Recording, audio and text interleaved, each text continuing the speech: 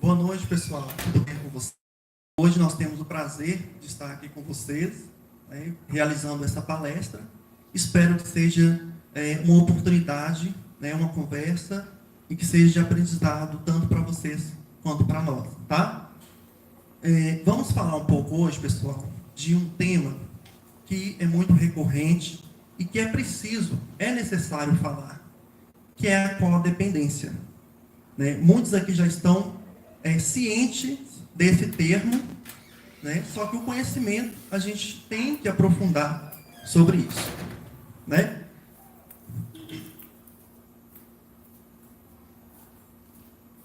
Quem esteve na reunião passada se deve se lembrar dessa frase. Eu gostaria que alguém lesse essa frase para a gente, por gentileza. Se eu sou... Só um momentinho, o microfone aqui.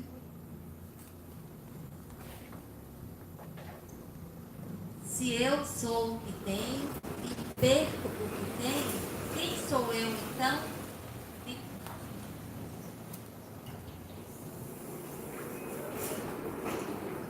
A frase, se eu sou o que tenho e perco o que tenho, quem sou eu então?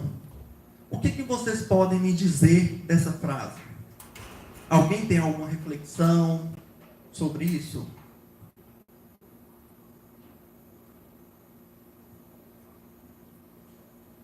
A frase parece um pouco confusa, mas se vocês observarem, tem muito sentido em relação à codependência. Alguém quer falar alguma coisa? Eu acho que... Qual é o seu nome? Águida.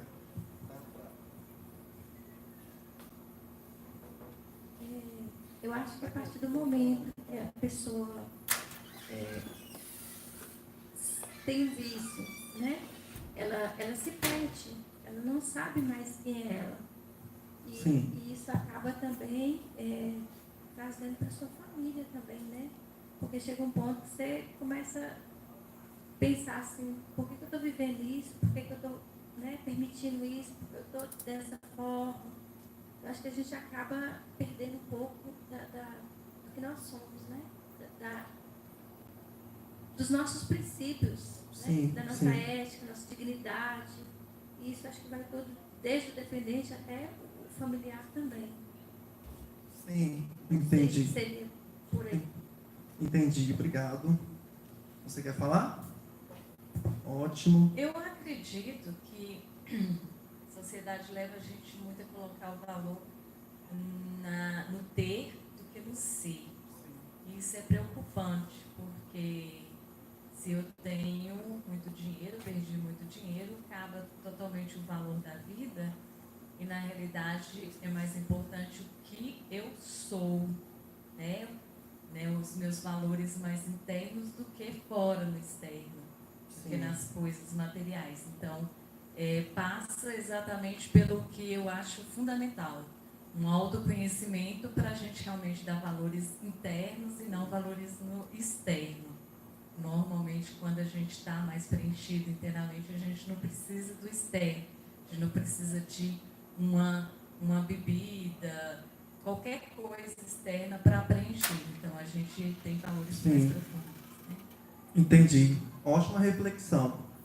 Alguém mais quer falar alguma coisa? Pessoal, eu estou abrindo o celular aqui porque eu estou buscando o link, tá? Para a gente verificar se tem alguém, né, que talvez tenha alguma pergunta aqui pelo link que a gente vai responder, tá? Só um momentinho, por favor. Peço a licença de vocês.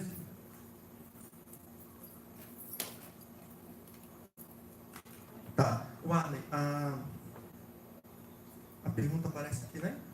Mas eu tenho que pegar um notebook. Tá, não tem problema. Ô, Débora.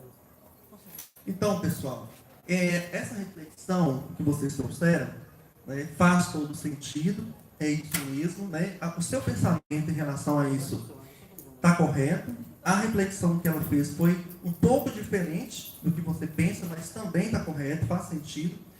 Em uma frase, a gente pode buscar vários sentidos. Então, o bom é isso, né?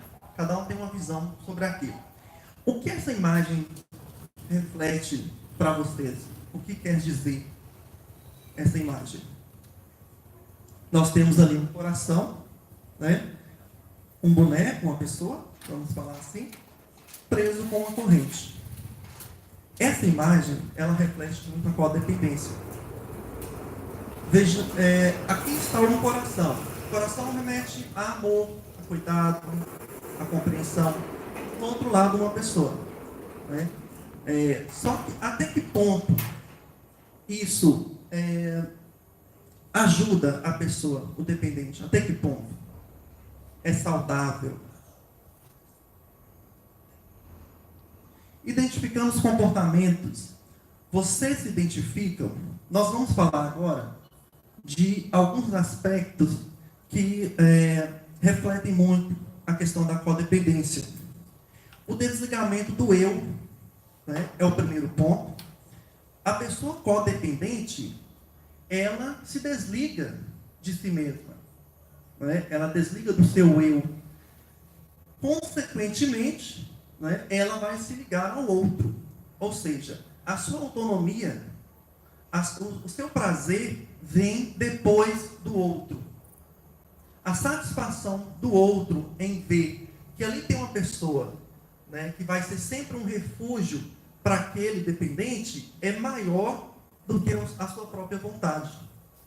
Então, esse processo, né, da codependência, ele também perpassa por uma questão inconsciente até. Né? E o que acontece? Nós temos a compreensão, né, isso é do senso comum, que a abstinência ela é só do dependente. Não é isso que a gente sempre ouve falar? A pessoa está internada numa clínica, né? Ela vai ter aquele período de abstinência, ela vai ter as suas crises por falta da substância. Só que, e quando nós olharmos para a abstinência do codependente? O codependente ele também tem a abstinência do afeto, a abstinência da falta do cuidado, na verdade. Quando ele se interna numa clínica, por exemplo, o codependente, a pessoa codependente, ela sente muita falta daquele olhar, daquela proximidade que ela tinha, então ela começa a ter crise de abstinência. Mas isso vai refletir no comportamento dela, na forma de como ela vai lidar com essa situação. Então vem um choque de realidade.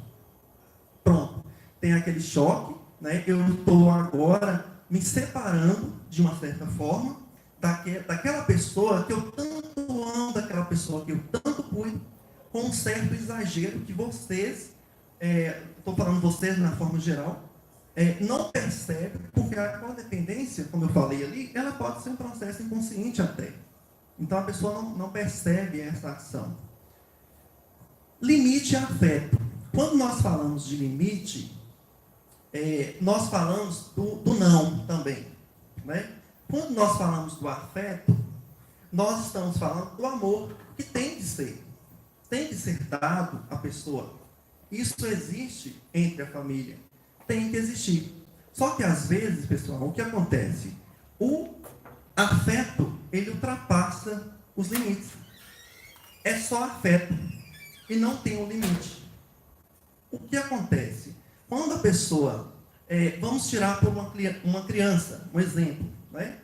É permissivo demais. A criança pode fazer o que quer, né? Pode comer a hora que ela quiser, pode comer o alimento que ela quiser. Isso é afeto demais, né? Então a mãe, principalmente, ela pensa, ela tem a concepção de que ela está ajudando, de que ela está acolhendo o filho, mas ela não percebe que isso pode atrapalhá-la, principalmente no futuro. É a questão do limite, do não. Agora, a manipulação, quando nós falamos, e eu acredito aqui que muitas de vocês já ouviram essa palavra, manipulação.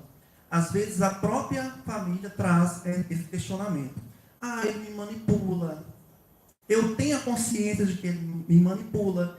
Eu faço a vontade dele porque ele me manipula.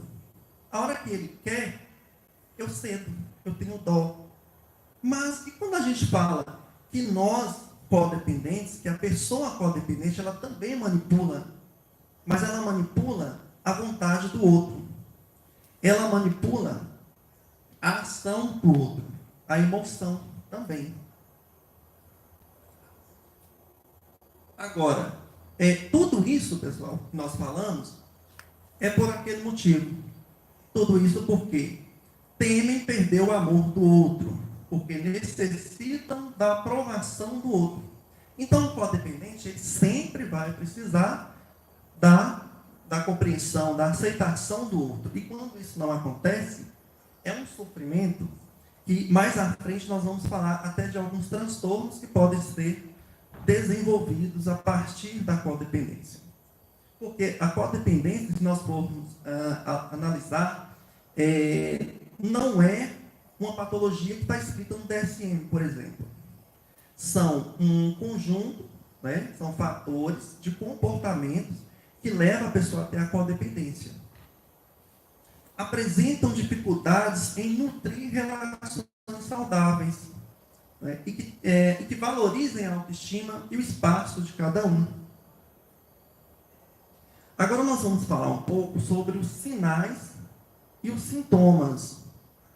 Porque essa codependência, ela traz um reflexo de sinais e sintomas, tanto físicos quanto psicológicos. Né? Então nós vamos falar um pouquinho agora, e eu gostaria que vocês prestassem bastante atenção.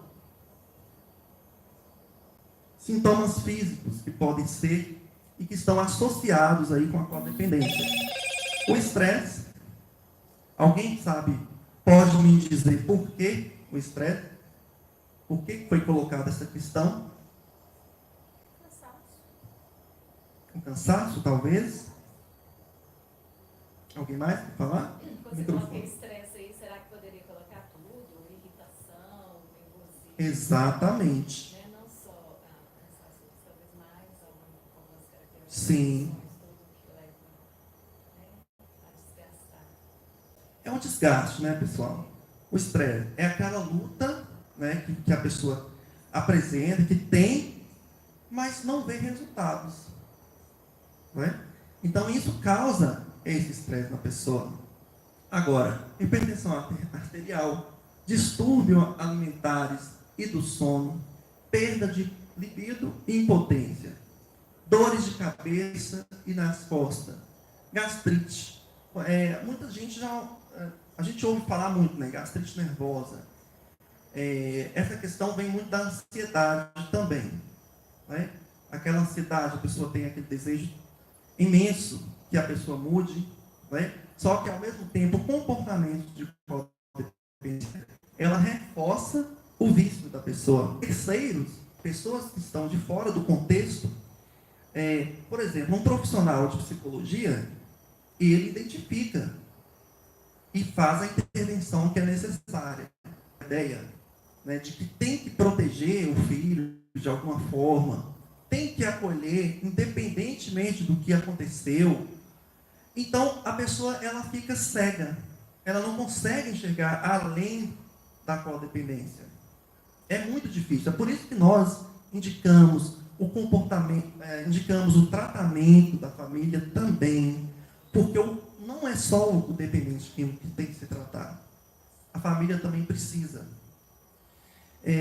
Essa semana mesmo, saiu um paciente, né, teve alta da clínica, e a mãe, muito agradecida, né, teve ali o seu relato, o seu feedback positivo em relação à clínica, a recuperação do filho, que é notória, tanto por ela, quanto pela equipe técnica aqui da clínica. Né? Nós acompanhamos essa evolução do paciente. Só que aí eu reforcei a questão da codependência. Por quê? Essa mãe, no início do tratamento, ela tinha comportamentos codependentes. E ela, com o tempo, ela assumiu esse comportamento codependente, com as intervenções psicológicas. Ela tomou para si essa responsabilidade de mudar esse comportamento, e ela ajudou no tratamento. E eu disse isso para ela, eu dei esse feedback para ela: olha, a recuperação do seu filho também é responsabilidade da senhora. Parabéns, a senhora conseguiu. O seu comportamento de codependência foi tratado.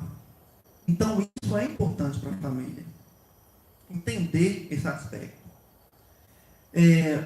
Negligência com a própria saúde. Acontece muito. A negligência ali não é só da própria saúde. É de tudo. É da vida. Né? A pessoa, como eu disse lá no início, é o desligamento do eu. Quando eu me desligo, né, da realidade, do mundo, eu estou me desligando automaticamente de tudo. Absolutamente tudo. Então eu não vou ter minhas vontades. Eu não tenho autonomia. Eu vou viver pelo outro. Eu vou viver através do outro. Os sintomas psicológicos. Os sintomas psicológicos, pessoal, é aquela questão que eu falei com vocês. A codependência, ela é um conjunto de comportamentos codependentes que leva esse nome, codependência. Né? Então, ali, autoanulação, objetivo de vida no outro. É o que a gente já falou. Né? Ela tem a autoanulação, ou seja, ela não existe mais. Ela tem agora os seus objetivos projetados no outro. Sempre no outro. Isso, pessoal, vocês podem me dizer, quando nós esquecemos de nós mesmos, no que diz respeito a metas, a objetivos, o que acontece? Qual é a chance de dar certo nós projetarmos os nossos anseios, os nossos projetos no outro? Qual é a chance disso dar certo? Alguém pode falar? Frustrações, decepções. O que mais? Alguém quer falar? Você já resumiu tudo. Quando nós projetamos a nossa expectativa no outro, os nossos sonhos, esperando somente do outro, é isso que acontece. Frustração, né? Tem a obrigação de dar do filho, ou as vontades. Não vamos nem falar do vício, não. As vontades, porque o vício, às vezes, a pessoa sustenta, mas de uma forma inconsciente. Eu acredito que nenhuma mãe quer que o filho seja viciado, não é nada. Não é verdade? Então, podemos dizer que isso é uma postura que a pessoa não percebe. Não percebe de forma alguma. Busca de aprovação. Na verdade, dependência patológica de cuidar, que é o que eu falei. Né? É uma dependência patológica, não é aquele cuidado que temos que ter realmente com o familiar. Então, a busca da aprovação. E nós poderíamos até colocar ali a busca exagerada da aprovação do outro. Então, eu nunca está satisfeito o que eu faço por mim mesmo.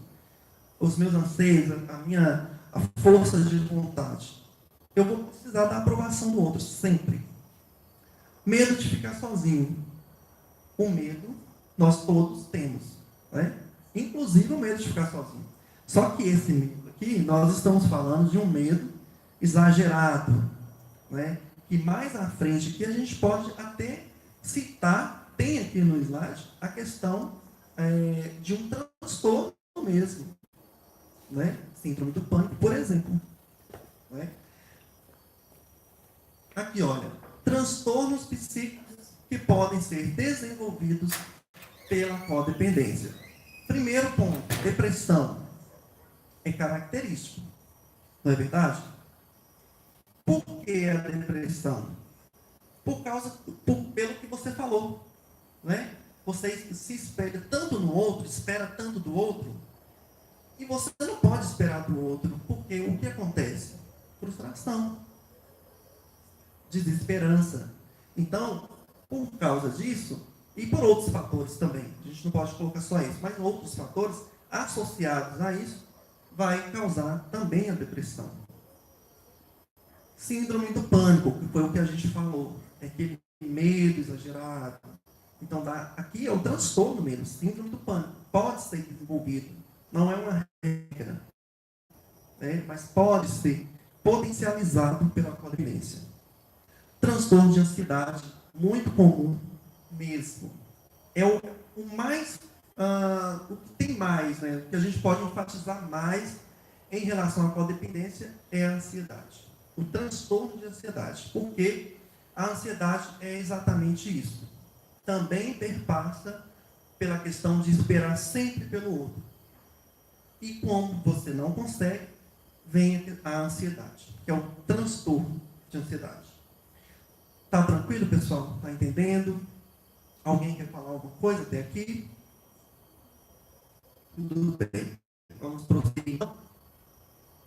Alguém pode ler para mim, por gentileza? Só um momento. Fala no microfone, por favor.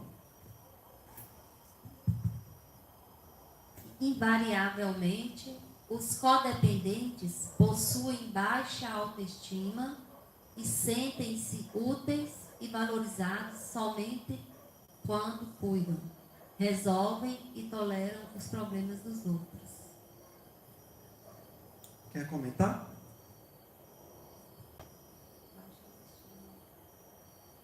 Quer comentar?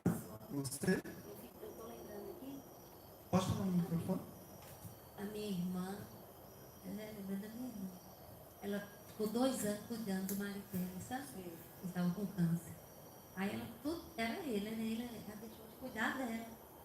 Depois que ele faleceu, ela deu depressão. É isso aí que você está falando, né? Exatamente. E outro ponto Acabou importante. aquele trem que ela fazia, né? Sim, entendo. Foi importante a senhora trazer esse questionamento, porque quando a gente fala de codependência, aqui nesse contexto, né, a gente pensa que a codependência é só em relação à dependência química, vício. Na verdade, a codependência também ela pode ser afetiva. Como é que é? No fundo, ele foi alcoólatra. Ah, sim, entendi. Mas, entendi. Ajudou a cuidar? Ele ficou doente? Ele ficou doente, ela ficou cuidando dele. Entendi. Ela deixou a vida dela. A gente viajava, ela ficava lá com ele. Olha para você ver, a autoanulação Daí, entrando separou, aí. Né? A pessoa percebendo. não existe mais. Ela se esvazia de si mesma, né? E ela vai agora buscar a vida do outro. Ela vai projetar tudo no outro. Né? Tudo que ela fazia era para ele. No hospital, Sim. em casa, tudo. Muito importante essa colocação. E a gente já pode, né, dizer para vocês que, na verdade, aqui nós estamos falando do contexto de dependência. Mas a codependência ela atinge vários aspectos, né, podemos dizer assim. Então, pessoal, agora aqui eu gostaria que vocês prestassem bastante atenção, porque essas aqui são falas reais, falas de pessoas. Lógico que nós não vamos expor, lógico, claro, né? Mas são falas reais que nós escutamos diariamente aqui na clínica. Alguém quer ler? Estejam à vontade, se alguém quiser ler. Quer ler? Então eu vou ler. Olha, eu não vou suportar ver meu filho em uma clínica. Ouvimos muito. Vão fazer absolutamente tudo para tirar meu filho disso. Agora, essa frase que eu gostaria que vocês prestassem atenção. Por quê? Vão fazer absolutamente tudo para tirar meu filho disso. Pode parecer uma frase assim, lógico que eu vou fazer de tudo. Eu tenho que fazer de tudo para tirar meu filho disso. Não parece legal, bacana? Só que depende. Exatamente. Agora, vamos observar aquela palavrinha ali, olha. Absolutamente. Quando nós falamos absolutamente, nós estamos decretando que é tudo mesmo. Ou seja, até mesmo fazer a vontade do outro. Por exemplo, o paciente fala, né? A pessoa fala, olha, eu já estou pronto. Olha, mãe. Olha, pai. Olha, irmão, primo. Estou pronto para sair da clínica. Já estou recuperado. Aí a pessoa vem cai nessa questão absolutamente. Vou fazer de tudo. Então, se ela está dizendo que ela vai fazer tudo, já não funciona. Né? Podemos colocar assim. Alguém quer mudar essa frase aqui? Vou fazer o melhor que eu posso para tirar meu filho. Muito bom. Excelente. Vou fazer o que eu posso. Ou seja, eu vou até aonde eu posso para fazer. Por quê? Quem vai tirar, ou quem vai fazer esse processo de levantamento, de reerguer mesmo, né? De atingir o máximo, de querer mesmo recuperar, principalmente a nossa dignidade, é a pessoa. Se ela não quiser, não vai acontecer. Então, parabéns pela reconstrução da frase. Minha vontade é de levá-lo para casa agora mesmo. Ou seja, a pessoa codependente, ela vai levar agora mesmo, independentemente se a pessoa evoluiu no tratamento ou não. Isso acontece, por exemplo, a família... E ela vai continuar com o problema, né? Exatamente. Vai levar para casa, né? Porque ela acha que naquele momento aquilo é necessário, né? E pode acontecer o pior, que é a recaída. Né? Nós temos que ser honestos de falar que a pessoa codependente, que as pessoas que têm essa postura, porque essas falas aqui, pessoal, são falas reais, como eu falei. Isso aqui não foi tirado de nada, são falas reais. Se a pessoa tem essa postura, a chance do parente, do filho, do tio, do marido recair é enorme. Nós temos que deixar bem claro isso para a família, e nós fazemos isso, né? Nós temos esse papel mesmo de orientar a família, porque isso pode acontecer. Né? Então, a outra frase, sempre estarei de braços abertos para acolhê-lo, independentemente de tudo. Olha lá a palavra também, independentemente. Quando você fala, independe de tudo. Ou seja, você está absorvendo tudo que vem. Né? Exatamente. Se acontecer uma manipulação da pessoa, né, em relação a nós vamos acolher, porque nós falamos ali, olha, independentemente de tudo. Ou seja, a gente vai aceitar mesmo. Né? Ali, eu nunca disse não a ele, eu coloquei o não ali em caixa alta, para justamente a gente enfatizar aquilo que nós falamos lá no início, né? A questão da relação limite e afeto. O limite e o afeto está refletindo aqui, olha, eu nunca disse não. Olha só o perigo da gente não saber dizer o não. Né? Porque quando a gente não fala o não, nós estamos dando permissão para aquela pessoa fazer o que ela bem entender, inclusive nos manipular. Vocês entendem como a questão é tão ampla e tão complexa? Porque falando assim, né, por isso que a família, né, essa reunião familiar é importante, porque às vezes as pessoas não aderem a esse tratamento, a família não adere. E fica complicado, porque a clínica faz a sua parte, ela faz a intervenção. Aqui tem a equipe multidisciplinar, psicólogos, psiquiatras, enfermeiros, assistente social, terapeutas, toda uma estrutura. A família não tem a mesma disponibilidade, talvez. Né? Então fica muito difícil. Gostaria de estar no lugar dele. Nós ouvimos muito essa frase aqui. Ninguém pode estar no lugar dele, de outra pessoa. Por mais, isso é até uma frase clichê, né? Se coloca no lugar do outro. A gente não ouve isso sempre, pessoal. Vamos nos colocar no lugar do outro? Tudo bem, bacana. Mas no sentido de entender o outro, entender a dor do outro. O psicólogo faz isso. Ele entra vazio de si mesmo, né? Ele deixa suas questões lá fora. Quando ele entra no consultório, ele está vazio para receber informação do outro. Né? Então ele se coloca, às vezes ele faz essa transferência, né? Essa mudança aí, se coloca no lugar da pessoa e vai atender. Mas, primeiramente, a pessoa tem que interiorizar suas questões, né? E trazer isso para a terapia. Como eu falei no início, né? É o sujeito, tá? Essa linguagem sujeito é a linguagem da psicologia, tá? o sujeito, ele que traz suas questões.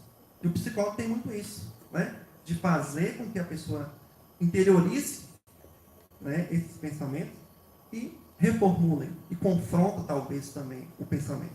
Com relação a essa frase, Pois não.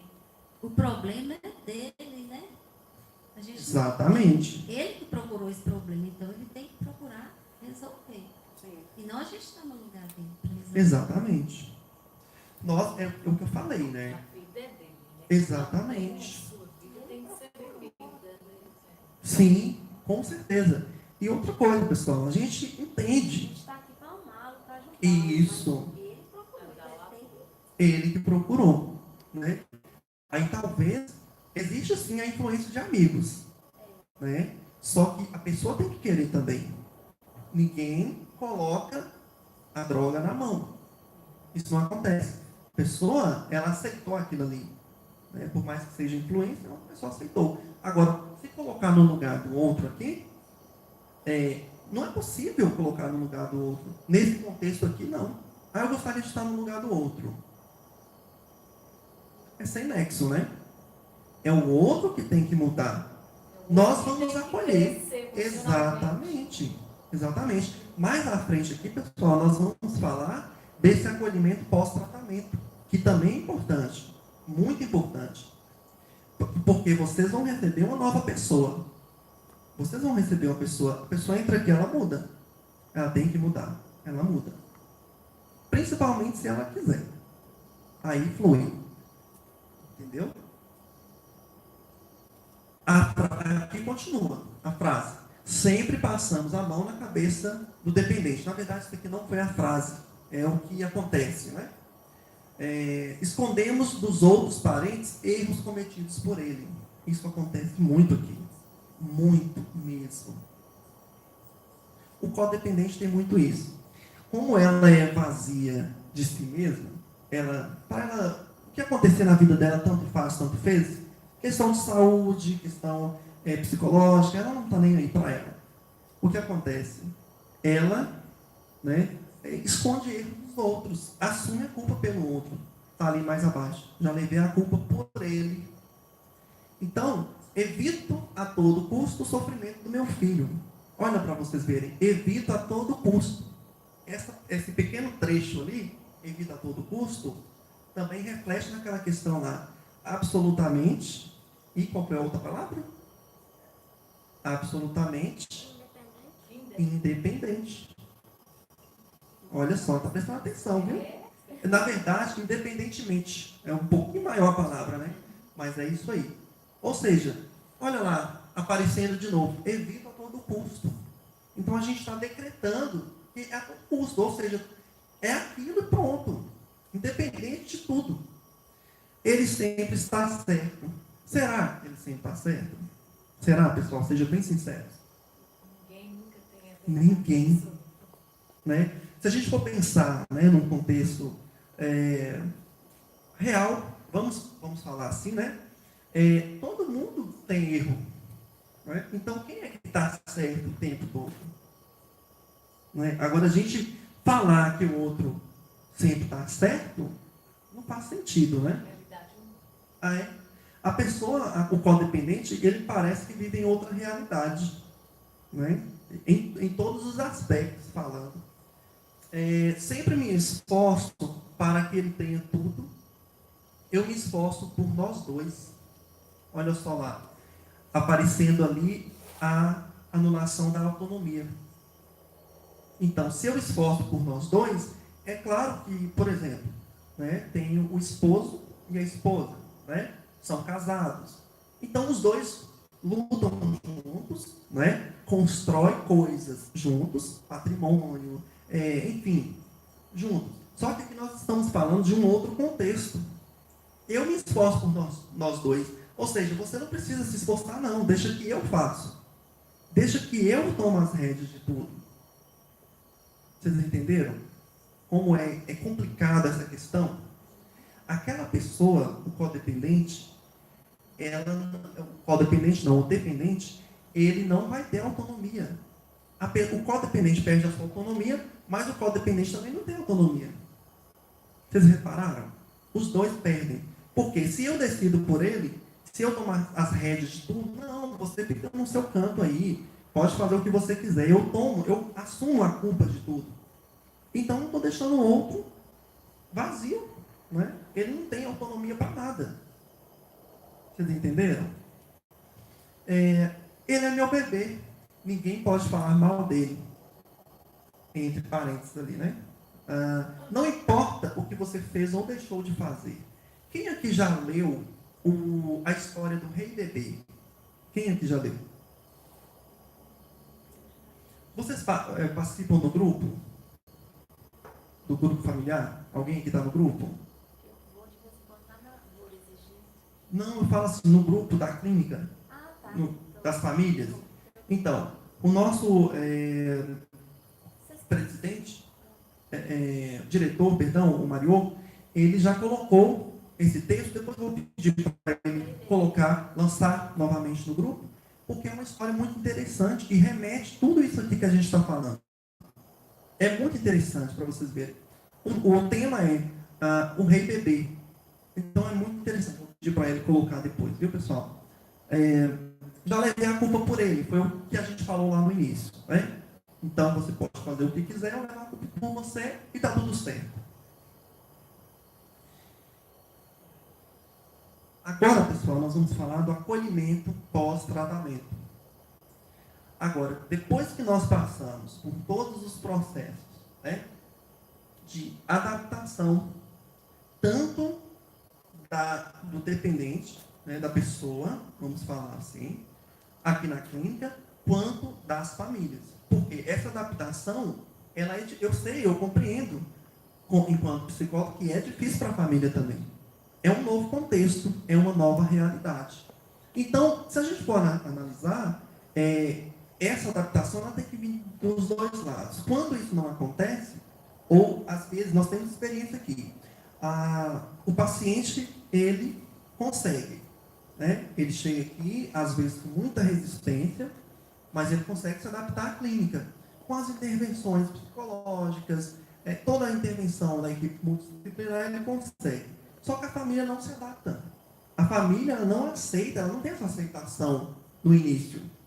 Por mais que ela coloque o filho aqui, o marido, enfim, ela não aceita. Vocês entenderam como é difícil essa questão? E quando a família não adere, quando só o paciente aceita, aí a família não trata, porque a família vem, tira fora do tempo de tratamento. Não, já está bom. E aí? Ajudou em quê? Em nada, né? Então, vamos falar um pouquinho sobre esse acolhimento. Aqui tem uma figura. Pois não. Dá o microfone para ela, por favor. No caso, quando o paciente ele é internado, e aí tem a família, uns querem participar de grupos. Acho interessante. É normal dentro dessa mesma família ter filhos ou esposo que fala assim, não preciso dessas reuniões não. Isso aí não é comigo não, quem está doente é ele, eu estou bem. Isso é saudável? Você fala dos grupos amor exigente, por exemplo? Isso. Por exemplo, o pai está internado. Aí o filho fala assim, não, eu não preciso de reunião não. Eu estou bem. Quem é dependente é ele, eu não estou doente, ele é doente, eu estou bem. Isso é saudável, assim? Esse filho, ele está bem realmente? Olha, na verdade é o seguinte, a gente tem que pensar num contraponto aí, né? Vamos pensar que esse filho, ele pode estar tendo essa distância. Não, agora é o momento do meu pai se tratar, tá entendendo? É o momento do meu pai se tratar, eu vou ficar no meu canto, não vou interferir. Claro que eu vou acolher de uma certa forma, mas não vou interferir nesse momento. Vou deixar ele se tratar. Tudo bem, saudável isso daí. Agora, quando o filho, eu acho que foi o que você quis dizer, quando o filho, não estou nem aí, eu não sou doente, eu não estou doente. É ele que está doente, é ele que precisa. Ou seja, tem aquele desligamento afetivo total. Aí não é saudável. Porque como que você vai acolher o paciente, a pessoa, o seu parente, principalmente pós-tratamento. Como que você vai acolher? Porque nós vamos ver aqui mais à frente que o paciente ele precisa. Depende da faixa etária, um adolescente Sim. Que tem todas as suas rebelias, né? A depender da época. E ainda tem o detalhe, talvez uma adaptação durante o período de tratamento da pessoa, talvez venha a aceitar. Exatamente. Né? Na fase da adolescência, os adolescentes tendem a ter essa distância do pai. É normal. É muito normal. E ele agora passa a se integrar a grupos de iguais. Ele vai procurar aquelas pessoas que andam como ele, que bebem como ele. Enfim, é normal. Nesse contexto aí. Agora, o que ela quis dizer é esse distanciamento, não é isso? O que eu quis dizer, na verdade, porque assim, Sim.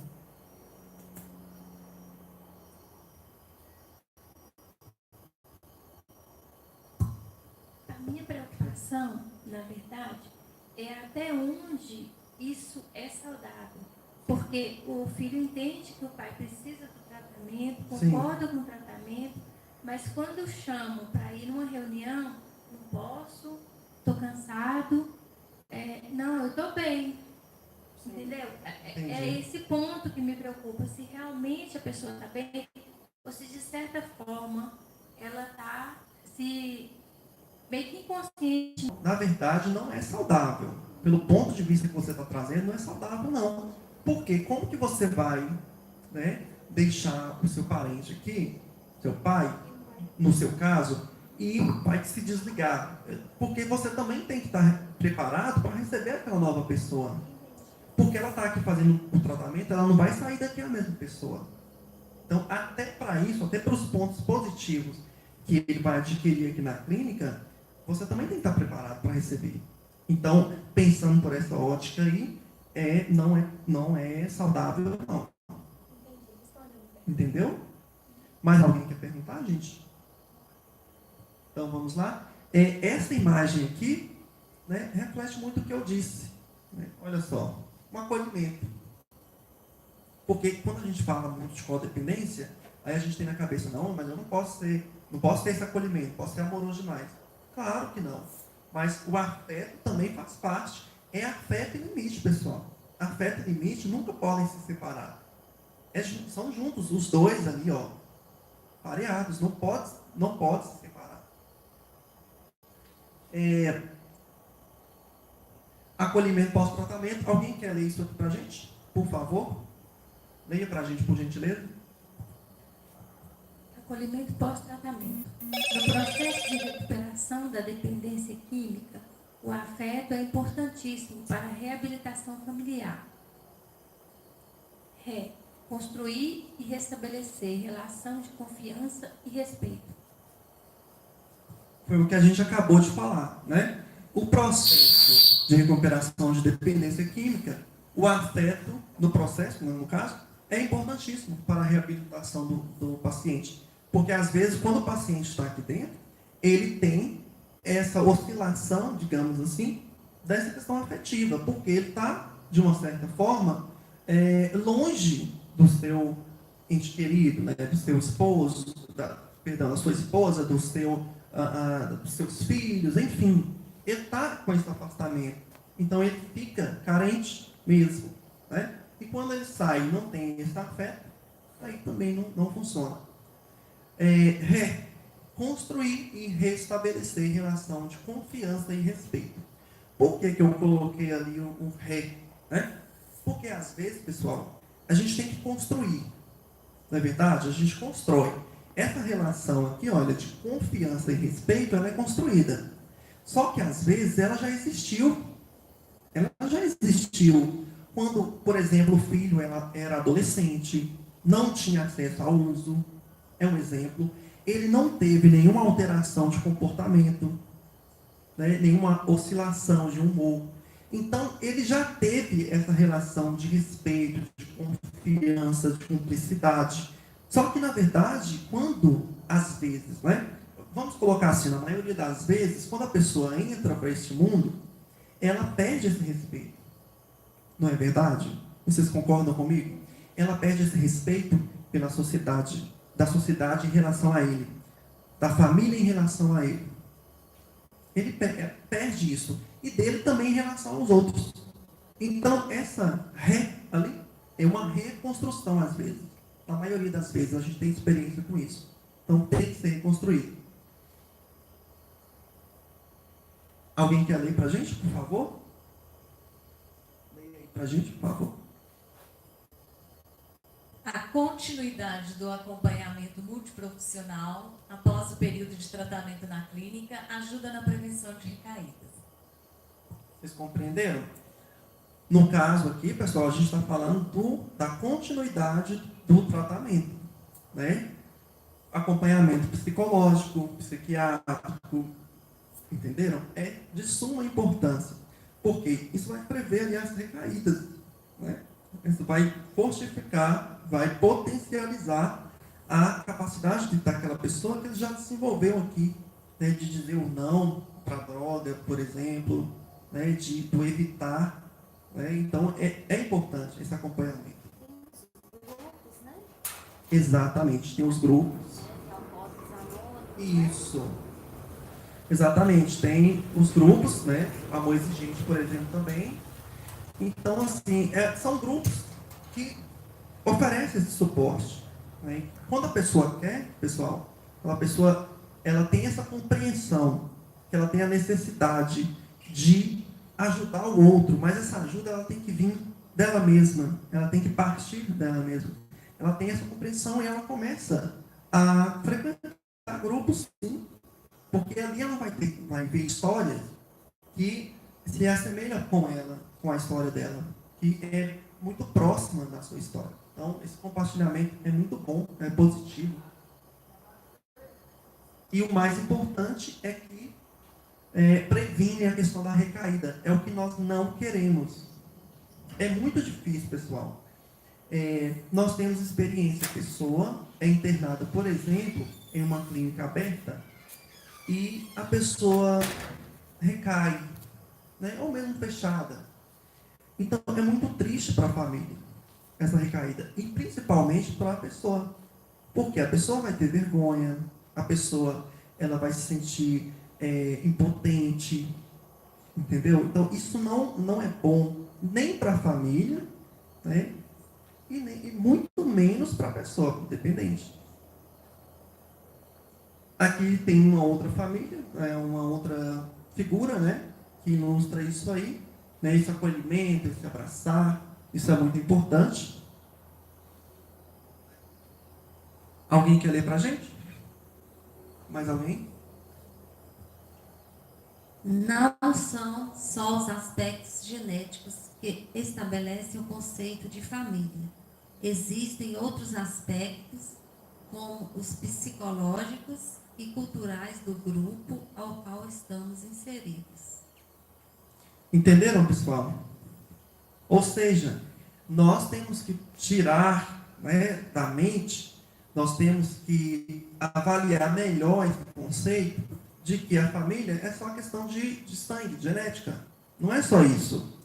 Não é porque você tem o mesmo sangue que eu, né? Você, pai e filho, que é só isso e pronto. Não. Tem as questões lá, olha, existem outros aspectos psicológicos, culturais do grupo ao qual estamos inseridos. Então é um contexto. Né? Existe uma máxima mesmo na psicologia social que diz assim, nós não vivemos sozinhos, nós sempre vivemos em sociedade, né? E na verdade eu não sou eu mesmo, eu não sou eu o tempo todo. Eu tenho influência de outros. Foram passados para mim valores, princípios, né? Então eu não sou eu mesmo o tempo todo, eu carrego isso comigo, né? O que foi imposto a mim pela família, pela sociedade. Então é por isso que é importante.